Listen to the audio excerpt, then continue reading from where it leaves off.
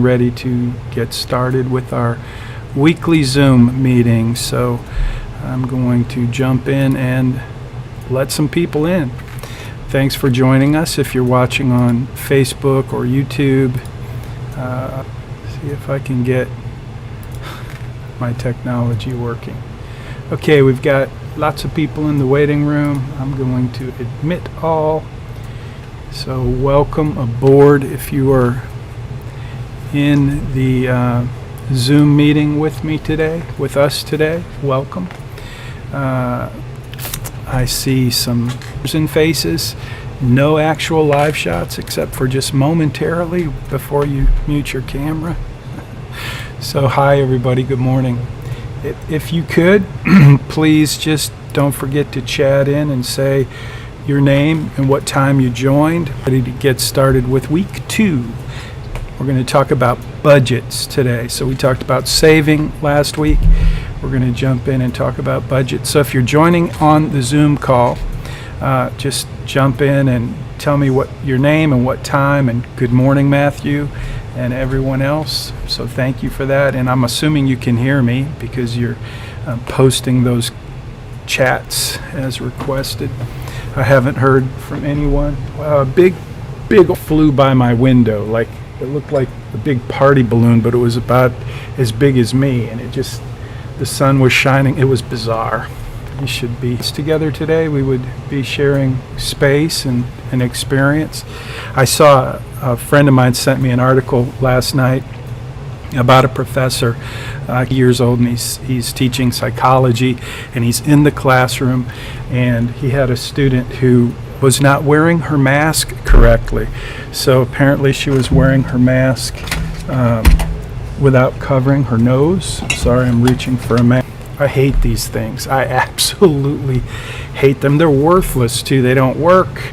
They're a joke, but for some reason some people think this is apparently, can you hear me now? I mean, I wouldn't want to wear this and teach at all. I wouldn't.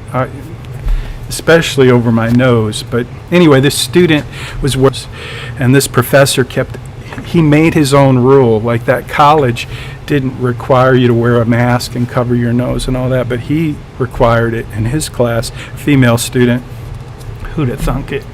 Well, anyway, so she wasn't cooperating, and this 80-some-year-old professor was pretty anxious because he had a little bit obese. I'm not really sure what his situation was. Don't know if he'd been vaccinated, but he basically retired. He quit. It wasn't really hilarious. It was interesting. I'm thinking, dude, maybe it's time to retire. I don't know. I would tell you that something like the flu, and I know COVID's worse than the flu because I know people who have died from it, but I refuse to live my life point I'm going to retire. But here I sit safely in my own space without anybody breathing. It's not because of COVID. Of course, of the last few semesters, that you actually appreciate online courses. So this is an online asynchronous course. It's now 10:05 a.m. Remember last week I told you that at about 5 minutes after I'm going to start teaching, and at that point, 5 minutes after, I'm no longer going to admit students who join or try to join the Zoom meeting. So we're at that point. It is now, according to my Big Mac computer, I'm going to do something I forgot to do last week. I'm going to turn off my phone so that my phone calls and text messages, social media alerts don't distract me from the task at hand, which is budgets. This week we're going to talk about budgets. So just clicked over to 10:06. So if you have not joined in the Zoom meeting, you're too late. You won't be admitted. So you'll have to watch on Facebook. It's being streamed. This is being streamed live to Facebook and YouTube. And it's also, if you go to the webpage, moneystudygroup.com. So here we go. We're going to talk about budgets. So what I wanted to do last week, you guys did an awesome job with your comments. So what I wanted to do was just review a few on YouTube, and so I got lots of additional comments inside the course at moneystudygroup.com. All great. You guys did an awesome job. Class collaboration assignment, which was to post your comments, which you did. I didn't have one bad screenshot. Usually I have students who take pictures of the screen and I have to say, no, that's not really a screenshot. But not this week. I had 0 defects. Participation of students who followed the instructions. And I can't tell you how much that means to me, but for some reason, the summer school session that we just finished was like the total polar opposite. I couldn't get students to follow instructions self. So I'm so thrilled about the way we're getting started with this semester, and I thank you for that. So keep up the good work. For those of you who turned in your assignment in early, it was late, you didn't get extra points. I'm trying to set the table and condition you and encourage you and incentivate you to turn your assignments in early. And the definition this semester of turning your assignment in early at 3 p.m. The market closes at 3 p.m., so I'm not always available to even review assignments, especially if it's a Friday and the market's either way up or way down. I'm doing my job as a investment manager. So 3 o'clock on Friday, if you turn your assignment in, hopefully you saw some extra points. If you didn't, then I owe you some extra points. But in addition to the extra points for turning your assignment in early, you get some feedback. If you miss something, you get an opportunity for me to point that out. Thank you for that. This week it's the same thing. This week's assignment is budget. I'm going to quickly kind of review the assignment this week in this Zoom call. I'm going to set the table and give you some direction about what we're working on this week in the context of budgets. I'm going to contrast and I'm going to highlight one of the most important laws of personal finance, which is the first law of personal finance, the law of spending and saving. So to the assignment, review the high points, the things that you're really going to want to pay attention to, and then we'll try to wrap this up as quickly as possible. So thanks for being here. If you watch, don't forget you can hit the double speed and you can listen a lot faster than I can talk, but I'll try to talk fast. Okay, so here we go. Budgets. So week 2, review some comments. So and again, these are comments you posted on YouTube. So if you're wondering, like, why are you posting? You already posted these in a public way, and that's why I chose your comments. I hope that's cool. If it's not, just be aware that book or YouTube, that's a public place, and so I'm using your comments liberally. If you're posting inside Money Study Group, I'm not taking the liberty of using your comments there. If you want me to use your comments, just let me know. I'd love to do that. So Lance, way to go. Lance said I've been managing my skills currently, but I do worry about how that will change once I take on more expenses. I always feel like I could be saving more, and I anticipate that saving will only be more difficult in managing my expenses to be able to optimize my savings for the future. So Lance, I want you to know that this week you're going to learn a little bit more about budgeting. And so the goal of this week's assignment, this week's homework and this week's work that you're going to do in your financial planning portal is to set the table and help you recognize the power. But I'm just going to say, Lance, I don't really like budgeting. It feels restrictive. It's like extra work. And so for me, I'm 59 years old. Easy for me to budget was just to commit myself to saving.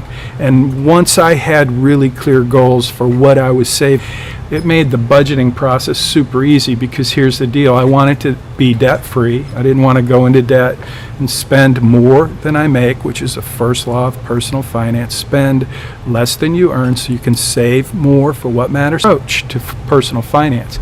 And so by doing that, by committing to save and knowing why I was saving, that kind of eliminated the rigmarole. Connie, she's a way more of a planner than I am. For me, I just want to get it done and have some fun.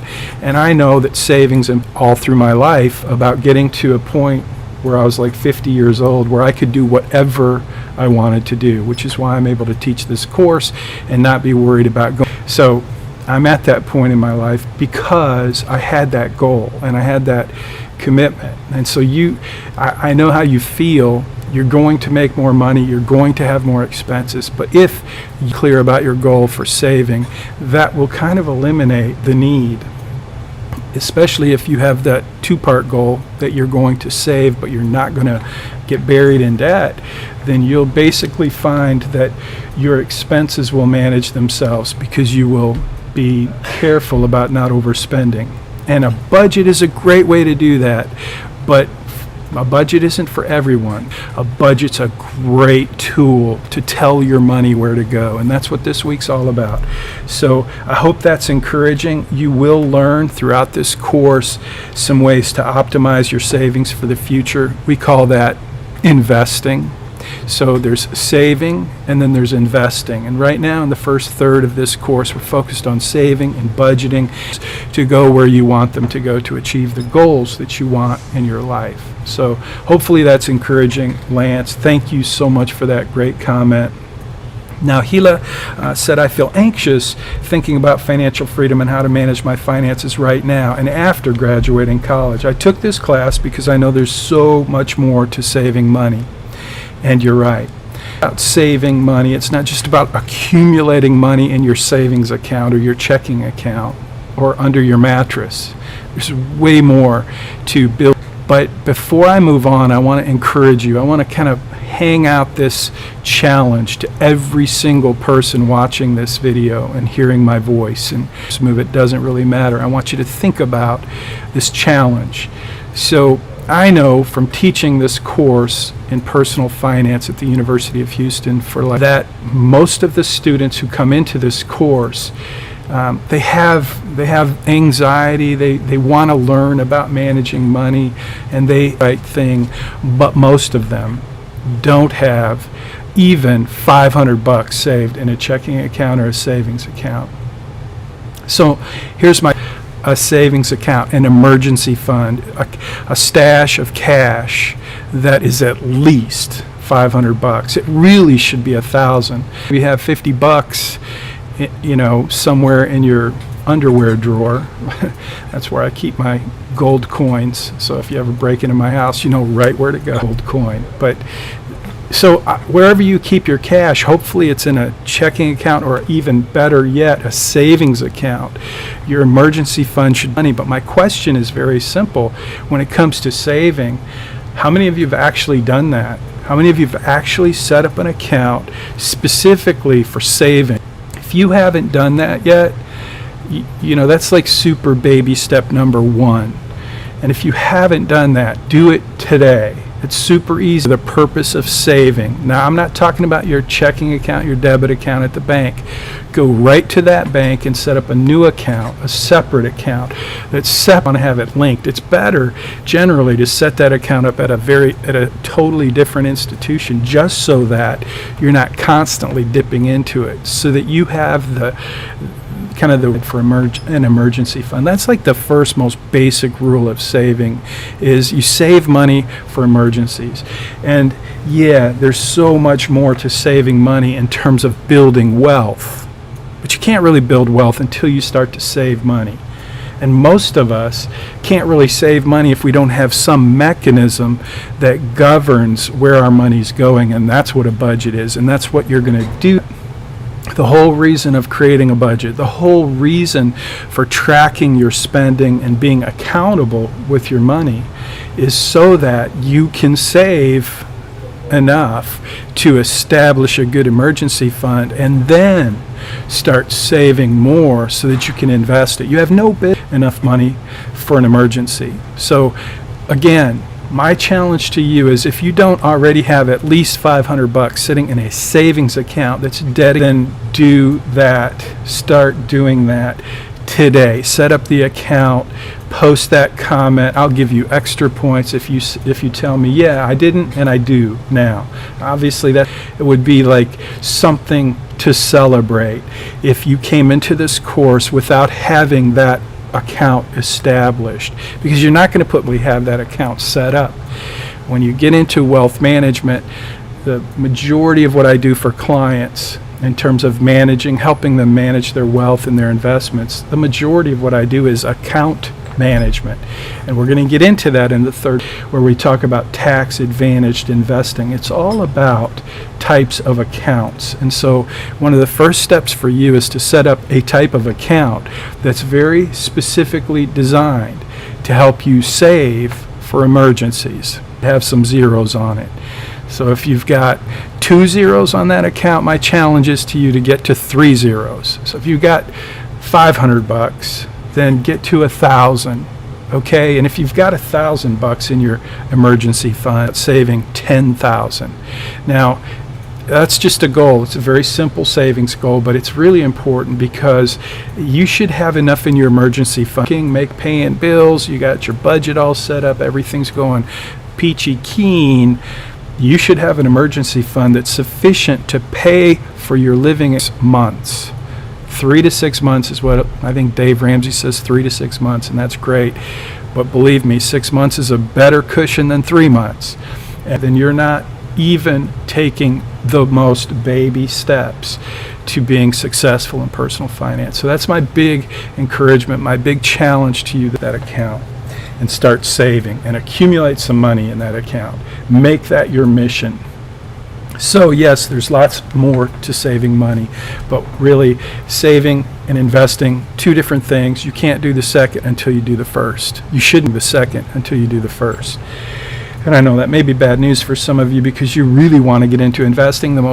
It's the most popular topic in this course, and I love investing. And I promise you, we're going to spend time on investing. I'm going to teach you investment strategies that are designed to maximize your return and minimize your risk. And before I even teach you that, I'm going to teach you about the perfect investment and the right type of account, which is a heads up 401k, a company-sponsored 401k with a company match.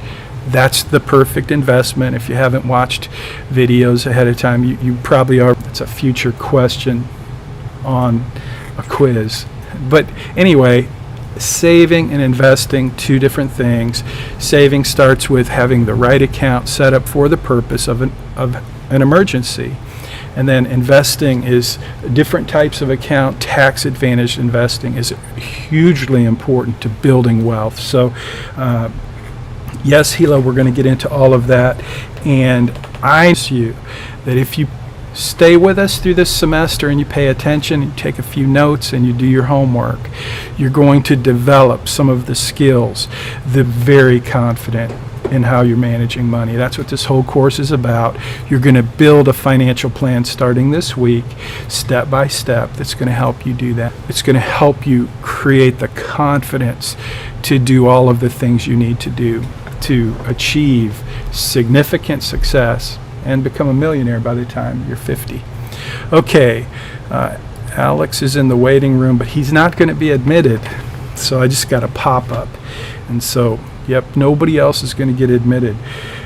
Now, let's see, Avery. The thought of having to manage my money seems overwhelming, but I honestly believe that once I get the hang of it, it won't be as difficult of a task to manage. I think that people get overwhelmed when they feel as if I really appreciate these comments. And Avery, that's absolutely right.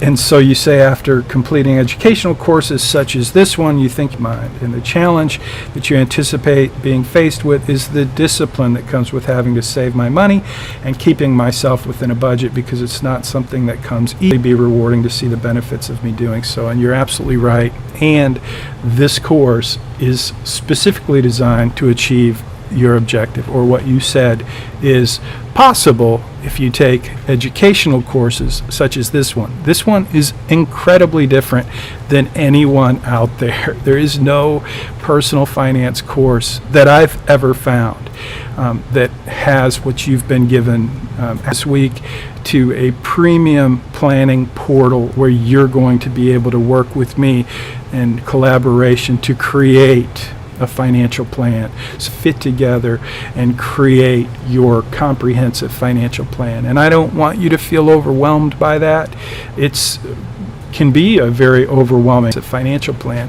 But this semester we're going to make it kind of like a game, piece by piece. We're going to put the puzzle together. I'm going to show you the picture on the outside of the piece, put in some data each week, and build your financial plan piece by piece like a puzzle. So when we get to the end of the course, your capstone is, and you'll just be basically taking all of those pieces that you put together throughout the semester, and you'll be able to hold up the big picture of your financial plan, which like when you graduate, what kind of job are you going to get? What is your income going to be? What kind of house are you going to buy? How much is your mortgage? We're going to make some assumptions along into the context of your financial plan years down the road. So that may seem a little abstract, and it is, but it's going to be to help you wrap your head around all of the pieces of personal finance that will help you be very confident in moving forward and for managing your own money. So again, thanks for that great comment. Jasmine says, I've improved my spending habits significantly, but I always worry if I've saved enough money for the future. It's a good question. It's one of the top 3 questions that me as their financial planner. So do I have enough to retire? And it really boils down to a couple of basic things. Let me just say that if you want to, you got to know, what are my expenses? I call it the burn rate. So I spend about $110,000 a year. Now that's a big number. So more than that, and then earn even more than that, so I can save, so that I can really not work, not earn money at some point, and still be 100 years old, because people in my family live a long time, and that's one of the big keys to figuring out, do you have enough money to retire? Is, okay, if your family has a shorter lifespan, then you don't have as difficult a job to save enough to retire. But in my family, we live to be old. And expenses, how much do I burn every year? Now, the 110 grand that I spend right now, I could reduce that to half of what it is. But right now, I'm making, I want to spend, but what do I do first? I always save first. So I make the investment in my future, in my retirement, and then, in fact, part of that 110,000 is my savings. So that's what I'm going to teach you how to do, to learn how to do it better and what channels you can use to invest your money into. Because Jasmine, what that really says to me is that you're thinking in a very smart way. And when we get to the point where we tax advantaged investing, which is really which type of account should you be putting your money in, from there we're going to get into different asset classes should you be investing in inside of that account. So think about that for a second.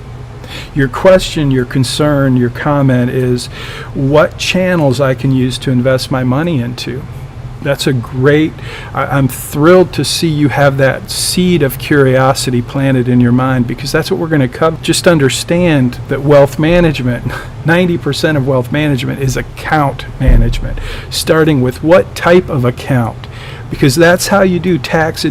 What type of account is the best type of account to get the best results, the best returns, the best outcomes for the money that you're investing. It is the type of investment. Type of account, type of investment. You're going to learn that this semester, that they're very different. And so when we get into investing, you're going to understand type of account versus type of investment. An investment like Apple stock or a government, about types of investments. But first, or in the meantime, you're going to have to learn about types of accounts. So great question.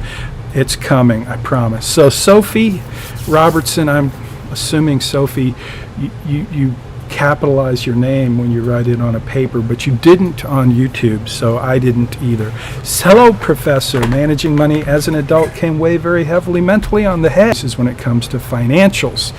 And if you are smart 90% of the time, everything will be okay. So I'm just going to leave it there and say that, yes, being smart people who don't make wise choices with money. And frankly, honestly, unfortunately, I'm talking to a lot of people in that category, And I don't say that to be a jerk. I say it because it's true. My experience, I'm 59 years old. I've been doing this business for a long time, and I can tell you, smart people who never figured out how to make wise choices with their money, because money is emotional in nature, and things that we want sometimes often things that we need. And when that happens, it's like when your outflows exceed your inflows, then you're up more than you earn, because you're buying things that you don't really need, but things that you can't not live without, things that you want. You end up not emergencies, you end up not having surplus to invest for the future, and you end up living for today, being paycheck to paycheck or buried in being smart. It's about taking the next step.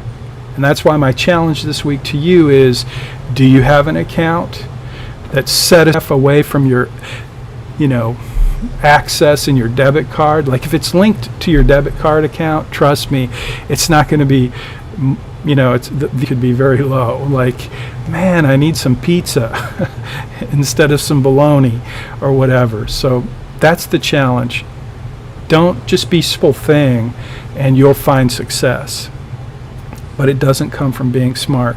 This course or any other course or any book that you read, books you guys read, I hope you are reading some books. I hope you're consuming some good financial content that gives you some that.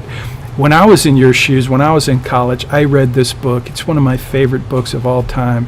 It's called The Millionaire Next Door. And in that book, the millionaire next door is these people that live in your neighborhood. They live in the small house and they look like millionaires. They just look like regular people. But they buy clothes at the retail shop. At the resale shop, like my wife. She loves to do that. A deal on used cars. They're really good at negotiating, which we're going to cover in a couple of weeks. The basic skills you need just to negotiate. Choose to negotiate like these people in this book, The Millionaire Next Door. It's one of the ways you can really move the needle on your financial life. So when I read that book, the idea was planted in my head and in my heart that because these people, these millionaires next door, they were so regular. It was the little things that they did, like buying used cars instead of new cars, because you save so much money. And because I was a master mechanic, because I would never buy a new car when it's fun to find a good deal on a used car, and when you know that you can go fix whatever's bull deal. And so for me, that was just such a natural fit. So this book, The Millionaire Next Door, that was one of the key concepts, is cars and how they buy cars. But I cut my own hair, and it saves a lot of money. So just think about that. Like, I buy coffee at Costco. I don't go to Starbucks. Think about it, and have Starbucks habit, a daily Starbucks habit, and maybe you don't even buy the coffee for $2 a cup, and then $1 for the tip for the barista. Maybe you buy the $1 a cup, and then a $2 tip for the barista, and you do that every day for 5 days a week. Just do the math. So, mindless spending will lead to a much less good result in your financial future. And so this week, of course, we're going to focus on spending. It's going to be a big part, an ongoing part. And so I'm just going to highlight, if you haven't watched the video that I posted, this is the video, 3 Laws to Personal Finance. And so I'm not going to, I just want to make sure you have access to this video and what's in it. It's a short video that, to me, it's a foundation for this course, and it really helps set the table for what I hope you will learn and what I hope you will do this semester. So just wanted to highlight that, the 3 laws of personal finance. But now let's jump into your week 2 assignment, budgeting. And I'm going to yes, Harsh, finding a good used car is a big process, but it's rewarding to find the right one. It sure is. I love It's not as fun shopping for used cars today with COVID as a Lexus ES 350. None of the dealers were willing to make any kind of deal. I finally found a dealer in North Houston who had the car and then I found out it was Toyota Gillo Toyota team. The owner was there. I got to meet the owner and the sales manager, and I found out the only reason they made a deal on the car that I bought is because they had a salesman and I happened to get connected with that salesman, and I told him I was looking for a deal. I wasn't in a hurry, but I wasn't going to buy a car unless I found a deal, and he said, okay, I'll make you a deal. Makes the decision on the price of the car. Said, yep, we're going to make sure you sell this car because we want to help you get out of your slump. So that's kind of a cool story. I got a good deal car, and you're right, it's rewarding. So your assignment for week 2, you're going to create a budget, okay? I don't want you it shouldn't take a lot of time. There's tons and tons of ways to create a budget. Basically, I want you to start to think about all of the categories, the cost of living, like your life. Just think about all the ways that you spend money, and not just the way you spend money, because most of you, I've found, most of you are not paying your own expenses. So a lot of you are, some of you are, and for those of you who are, you get it. You know costs for the electric bill. You know what it costs for cable or Wi-Fi. You know what it costs for car insurance or gas, oil change, or a haircut, or clothes, or food. You know, because you pay those bills, okay? Some of you are older, you've got some more life experience, have no clue what it costs for you to live. And so for those of you who don't know, you're going to have to do some research and thought about, okay, so maybe you're living at home for free. Maybe your parents are not charging you rent. You're going to have to do a little research to figure out, okay, if I were living on my own and I were responsible for my bills, how much would I be paying if I rented a room from a family and I had to split the cost? Let's say it's a 4-bed, costs $2,000 a month. Your portion for rent would be $500. I mean, that's just a guess, clear, but I do expect you to think about it. I expect you to go through some rational, logical thought to figure out, okay, what does it cost for you to spending that money to live? Someone else is, though. Someone else is paying the utility bill, so when you walk into that cool house because the air conditioner's been running and it's 100 degrees outside and 97% humidity, and you walk into that cool house and you're like, oh, this, and you go grab a cold drink of water or maybe a soda from the refrigerator, all of those expenses, even the ones that, and especially the ones that you're not paying yourself, I want you to put a budget together and show me that you understand that you have to crack. Remember, I told you I spend 110 grand a year. I could show you where I spend that. I wouldn't even have to do a budget. I could just show you my credit card bills and say, here's where I spend taxes, insurance, advertising for my business, all the technology. You can't imagine how much I spend on technology. This show right now, to do this episode, this Zoom meeting, there's so many pieces of technology that are expensive. Money Study Group was a very expensive invention. Whatever your life costs, I want to see what is your budget. And when I say budget, I mean what is everything that, if you had to be responsible for your life, how much money would you need to continue to live the life that you live? That's what I'm looking for. So that's really, but I don't want you to spend a lot of time on that. I just want you to think about each category and try not to miss. So I've given you some resources for how to do that. And then I've got this playlist at Charles Schwab. It's like 12 videos. They're very, very short videos. And I just want you to watch all of the videos. Watch all of the videos. Let me say that one more time. Watch all of the videos in this playlist. And when you do that, let me see if I open this in a new tab. Will it let me open in a new tab? Well, I'm going to open it in YouTube. Let's see what happens. So I don't want to play it, but so this is the playlist, and it's got all of the video. There are 12 videos. Some of those videos are more interesting. They're going to be like, hey, that, just like when I read The Millionaire Next Door, it was like this one hit me. It was like who I wanted to be, where I was in life, what made me be the way to do that. And so I did that. I became a millionaire by the time I was 50, $1 million net worth. So it was. So you're going to do the budget, give me a snapshot, like a little screenshot, and just show me the categories. That's one of the things. And then you're going to watch the playlist, pick a couple videos, do your article just like you did last week. You did a great job last week. Every single article I looked at, you spent time formatting it. Some of you gave me really creative titles that set the table and made me interested and want to read your articles. So part 2 of this week's assignment is we're going to start working on your financial plan. I call these capstone. Everything, when you hear the word capstone, just know that at the end of the semester, we don't have a final exam. The capstone. And the capstone is really just a summary of all of the assignments that you do throughout the semester, and these assignments your financial plan. And we're going to do that in the Bayrock Planning Portal, which is a premium financial planning portal. That's where you're going to start to build your budget. That's where you're going to link your credit cards or your accounts, including your credit card, debit card.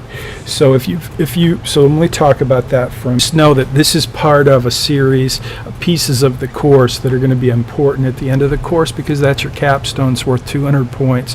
So this week you're going to take a couple of steps, and you'll see that in your instructions in Blackboard, and it's also here. So I want you'll complete these 6 data cards, and I've done a tutorial to show you step by step how to do that. It's really easy. Just watch that video. But I want to highlight part 3. Complete your detailed expenses. This is like your budget. You're going to do that in your. Now, this is. I want you to know there's an assignment coming up at the end, not at the end of the semester, but after about 60 days. So closer to the end of the semester, you're going to have an assignment. It's going to be 60-day spending tracker. Okay, that basically means starting now, you need to be, if you are already doing this, I hope, I pray, keeping track of your spending. So it's super easy to do this today. If you have a mobile phone, most likely you'll be using your mobile app from your bank, and you'll see all of the transactions. And if you're like most people, you have one primary mode of spending. I have more than one credit card. I only have one that's with me. So this is what I take everywhere I go, and it's a credit card. I don't use a debit card. Long story, I'll tell you that story sometime, but whatever you use, I'm assuming card. Well, that keeps track of every single penny that you spend. And so that's a good thing. That's an easy way for you to track your spending. Another way to do it, it's been over the course of the time I've taught this course, it's been the most popular app to use to track your lets you, it's called aggregate your accounts, so that if you've got 2 credit cards, a savings account at Bank of America, another one at Chase, aggregate all of your accounts, your Charles Schwab, TD Ameritrade, E-Trade, Robinhood, all of your accounts get aggregated so that you see one snap. That's incredibly valuable. And Mint.com does that for you for free. And they use bank level encryption, which is really solid. So it's free. The problem with Mint.com is when you sign up and you use their tool, you get all of these advertisements constantly. So when you're on their platform, there's all these ads popping up, and that's to get something for free. So what we've done for you in your Bayrock Planning Portal is we've used the same technology, the same bank level encryption, and we've put that into a totally zero advertising, zero marketing platform. So it's your choice. Most super easy, and you're probably already doing it. Some of you may want to check out mint.com. It's a great aggregator, but you've already got access. There's no additional cost. You'll have the same aggregation technology, and it's very expensive and very secure, but that's all going to be available to you, and you'll see that when to do this week. So I know that may seem a little abstract at the moment, but when you watch the videos in Money Study Group, you're going to see me walk you through that. Sure that you knew there was this assignment coming, because it is now August 31st. It is 10:50 a.m. almost. This announcement, and you need to pay attention to this announcement. You will be required to track your spending for 60 days. Okay, assignment, I'm going to ask you for 3 things. I'm going to say, I want to see the data. In other words, I don't care how you do it, but if you use your bank app, I want you to show me the data. Number 1, the data. It's just a bunch of data to prove that the next thing is accurate. The next thing is a graph. So if you've ever made a graph, a chart, they'll give you a chart. You'll just take a screenshot, and it'll show the categories of your spending. So that's number 2.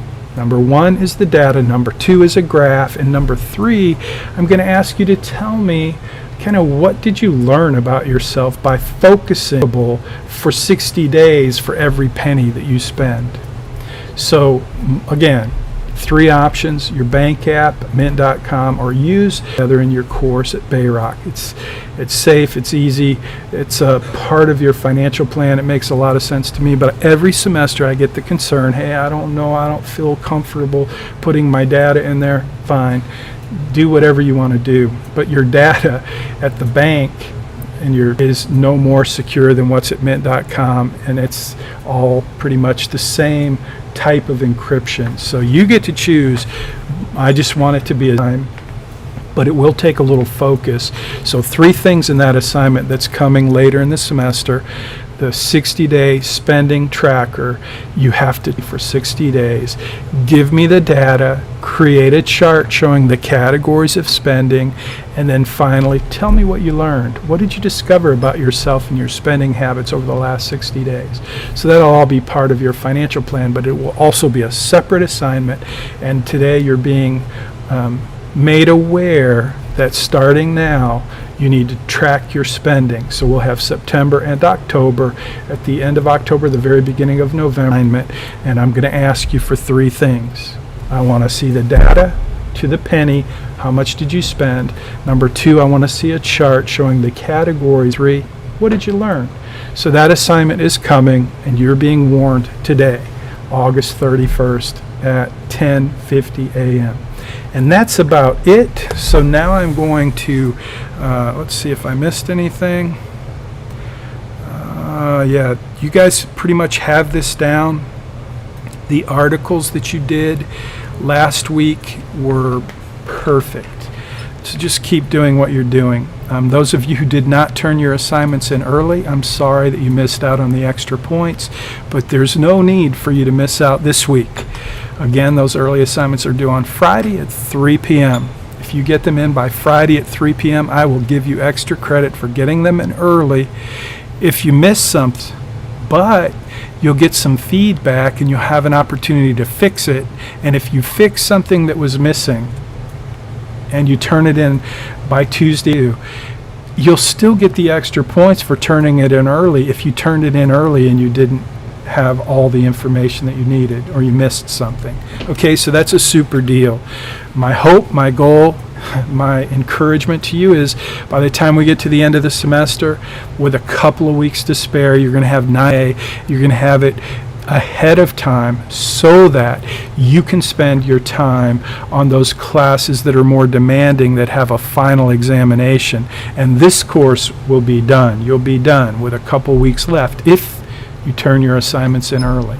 So I am competing with your other your other courses, and I know that, and I'm trying to manipulate you as much as possible to focus on this course, to get as much out of it as possible so that you can achieve success and really confidence that will give you the success that you really want in managing your money. So that's it for today. Next week we'll be back. Don't forget, leave your comments. Tell me, this week's comments is about what are you doing to save, like your emergency fund. I'd love to hear, like, do you put it in the bank that you have your debit card, or is it a separate institution? What's your plan? How much are you going to be saving? Your emergency fund status. Are you thinking that's a good idea to start someday, or are you already working on it? You don't have to get too, then don't post it on YouTube or Facebook. Post it in Money Study Group, and only those of us in the course will see it. But if you want to have it talked about on your comments this week, or post them in YouTube, and I'll grab them and we'll cover those, review those next week. So will the assignment be on Blackboard again? Harsh, always, every percent, without a doubt, no question about it. Every assignment that you get points for are going to be in Blackboard. And helpful steps are going to be in Money Study Group. That's the online course, but the points for the University of Houston, if you're a student at the Bauer College of Business, everything is in Blackboard in terms of assignments and points for your grade. So thanks for that question. And the participation grade is telling you the status of future and the participation grade is telling you the status of future. I have no idea what that means. Doesn't make sense to state that. I'll wait for a minute here for a few seconds, but Harsh, and the participation grade is telling you the status of future investment, ? And to restate that so I can try to figure out what you're asking, but I do not understand that question. I'm sorry. So 10, 9, 8, 7, 6, 5, 4, 3, 2. What you were just talking about in terms of what you were doing to save for the future, ? So you're talking about this week's comments and how you're going to get points for class participation. That's what you're asking, is what do I want you to talk about in your comments? Okay, great. Thank you for clarifying that.